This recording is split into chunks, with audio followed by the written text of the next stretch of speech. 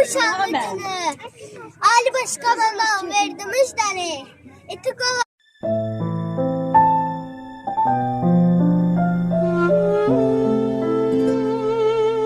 bizim əsgərlərimiz oğlumuz qəhrəmancasına qaytardılar. Vətənin dar günündə xalq cumhuriyeti təkbir oldu, azad oldu torpaqlar. Cəfər xəbəri gəldi, noyabrın 8-i, xalqımız çox sevindi, ey yaşa Azərbaycan.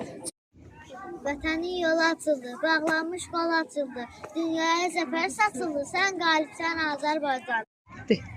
İgidlər öz qanıyla yazdı zəfər dastanı, 30 il gözləmişdi.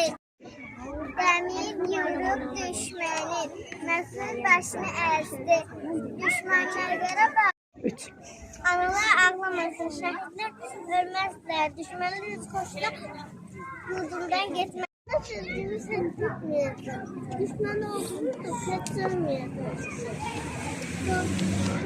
8 noyabr bu şanlı günü, Ali Başkan'dan verdi müjdəni. Etik olan kimi qoydu. Mükemmel. Erməni təsviri təmiz, həm şərəfsiz, həm gəlir. Aylık kəndi sonunda biz sevindik. Bizə zəfər yaşatdı, igid oğullarımız. Hər birini anırıq, minnətdar. Gülür torpaq, gülür dağ, gözəl yer, gözəl çax, azad oldu Qarabağ, aldıq. Qarabağı aldılar, onları hər aldılar. Can edindən çaldılar, qalibiyyət səfəri, Azərbaycan açıq.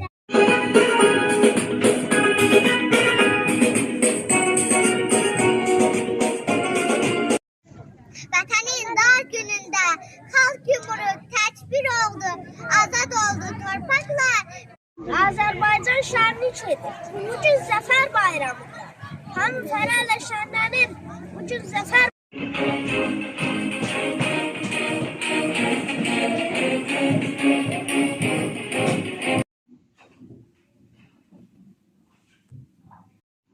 Vətəndə sevdiyimiz yer haqq verəcək. Düşməni olduğunu kırpılmıyor. Vətəndə sevdiyimiz yer haqq verəcək. Düşməni olduğunu kırpılmıyor.